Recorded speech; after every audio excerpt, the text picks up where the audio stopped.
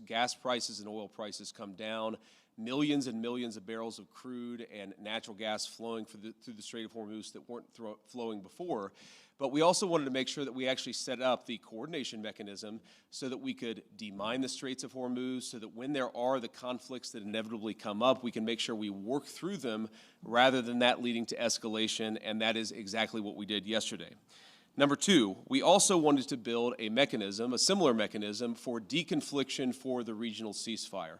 As the President of the United States has himself said, sometimes these ceasefires just mean you're shooting a little bit less, but we wanted to make sure that we had the proper coordination set up so that if there is shooting, if Hezbollah fires at Israel or if Israel responds, if there are other conflicts that arise in the region, we're actually talking to each other and figuring out how to stop the shooting, how to make the region safer, our allies and everybody else. We set that up as well.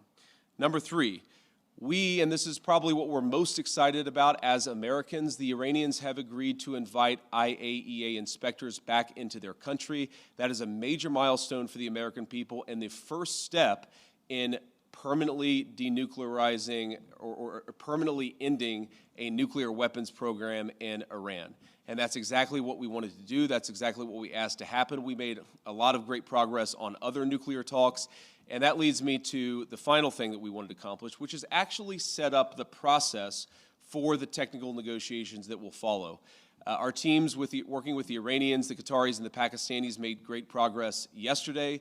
They will continue to work at the technical level with the teams here in Bergenstock, and then those technical negotiations are going to continue over the weeks and days to come. We wanted to set up a structure for that so that you could have proper political oversight, but obviously, as much as this place is very beautiful, I can't stay here for the next 60 days. I'm about to go back home to the United States, but the technical teams are going to be working with proper oversight to make sure that we're accomplishing the objectives that matter for everybody. So those are the things that we wanted to accomplish. We came here, we did exactly that. The way that I think about it is very simple. We laid a very good foundation for a successful final deal. The final deal is the house. We set the foundation. We haven't built the house, but we've laid a successful foundation to get to a good place for the American people. I think it's important for all of us to appreciate how much was done, but honestly, there is still a lot to do as we continue to make progress on the nuclear talks, on the economic talks, as we continue to demine the straits and ensure that that flow of traffic continues to pick back up. A lot of progress, but still some work to do, and we're very committed to doing exactly that. So with that, I'm happy to take a few questions from guys in the audience. I appreciate you guys being here. Let's start with you. Thank you, Mr. Vice President. Did the President's threats yesterday really throw a wrench in negotiations? There were reports that the Iranians walked out at one point. Can you just clarify and tell us what happened? No, they didn't throw a wrench in the system. The thing with the Iranians, yes, they did threaten to walk out, or at least there were social media threats that they would walk out. But we were negotiating well past 1 in the morning yesterday, so they didn't walk out. And their technical team is still here in Bergenstock working with our technical team actually as we speak, though I imagine maybe some of them are taking a break to watch this news conference. But look, what we told the Iranians yesterday is, when you guys engage in what us millennials might call trash talk, you can't expect the President of the United States not to respond and not to correct the record. So when they say things that aren't true, the President is going to respond to it. I'm going to respond to it. Americans are going to respond to it. When they make threats that aren't rooted in reality, they have to accept that the President of the United States is actually going to set the record straight. That's all that happened. So yes, there was a little bit of threatening, there was a little bit of whining, but at the end of the day, the talks continued and we made great progress. On the nuclear inspectors, when do you expect them to be welcomed into Iran? Is there a time frame that you guys are looking at? And also in terms of when we could see this entire conflict end, do you think this can end by the midterm elections? Well, look, right now the conflict is in a ceasefire, and certainly our hope is that we get to the final deal and a permanent settlement. But right now, I think we've made great progress, and we should all celebrate that. In terms of when the nuclear inspectors are going to start, it's funny, we were trying to call some of the inspectors last night around 2 in the morning. As you can expect, not many people were answering their phone at 2 in the morning. I expect that will happen at the minimum this week, but we think even some of those conversations with the inspectors and with the IAEA could happen as soon as today, but I haven't checked in with our team since we made that 2 a.m. phone call to some of those inspectors. Sorry. Mr. Vice President.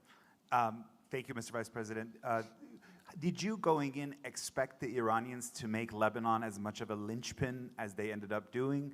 And how would you describe the progress on Lebanon? I know Mr. Araghchi said it was very good progress, but what's your characterization of it?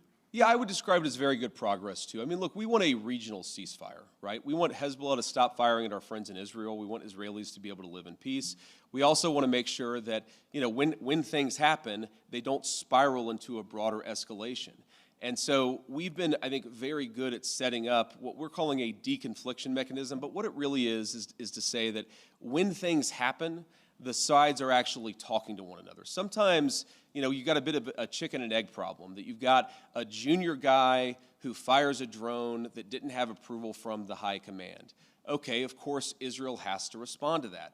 But then sometimes that response, we could actually have a better and more peaceful situation if Israel responds in the context of a conversation that's ongoing between Hezbollah, Lebanon, Israel, and other partners in the region.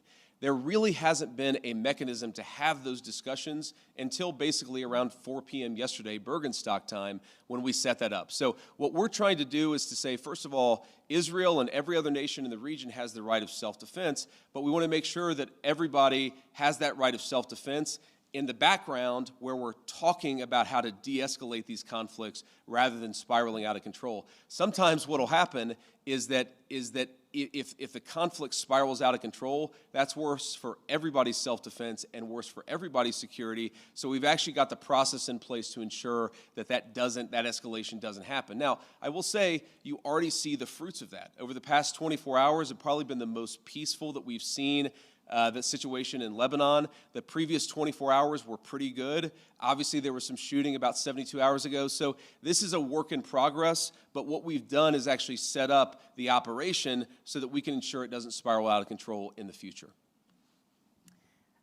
Does the U.S. want Israel to withdraw forces from southern Lebanon? Well, we want Israel's security to be protected, and we also want Lebanon's sovereignty to be protected, and this is going to be an ongoing conversation. The Israelis have been very clear they do not have territorial intentions on South Lebanon. The reason they feel they have to be there is because they're worried about Hezbollah fighters in South Lebanon firing into Israel. We do believe, of course it's going to require a lot of hard work, that we can get to a place where Lebanon's territorial integrity and sovereignty is protected, Israel's security is protected, and that's going to require some coordination with the Lebanese armed forces, and also it's going to require the Iranians to rein in Hezbollah. That's all the sort of things that we were talking about yesterday, and again, I think that we got much further compared to where we were just 24 hours ago. Have you spoken with Prime Minister Netanyahu during any of this process at all in the recent days? Yeah, we were in constant contact with the Israelis yesterday, but also, of course, with the Saudis and the Emiratis and others in the region. We talked to the Lebanese yesterday as well, so we're constantly trying to keep our regional friends updated about this. This is not a deal that the United States is imposing on the region. This is a deal that the region has desperately asked the United States to put in place.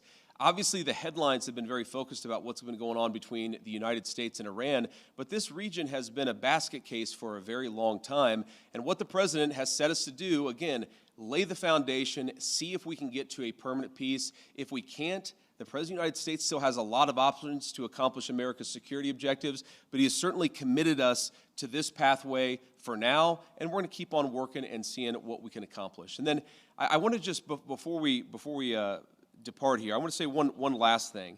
I've seen some misreporting about frozen or unfrozen Iranian assets.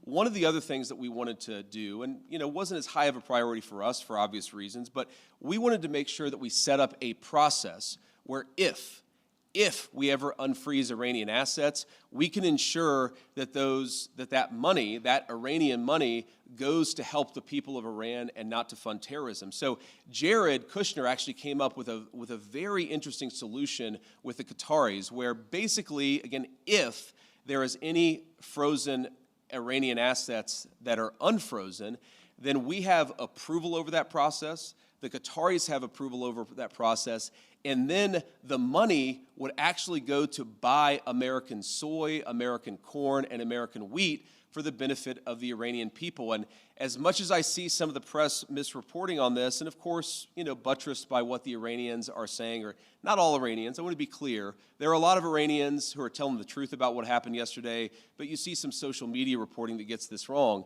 But fundamentally, what Jared and the Qataris and the entire team here in Bergenstock accomplished is, to me, a classic Trump deal, where if Iranian assets are ever unfrozen, they're going to go to make American farmers richer and to feed the Iranian people. That's a very, very good and very classic Trump deal that's great for our people, great for the people of Iran, and fundamentally, again, will contribute to this regional security architecture that we've built and that we're going to work very hard to ensure that it endures. So from Switzerland, thank you all for being here. I appreciate the questions and I appreciate the engagement. I am looking forward to going back home, and we'll certainly keep everybody updated on what happens in the days and weeks to come. Thank you all.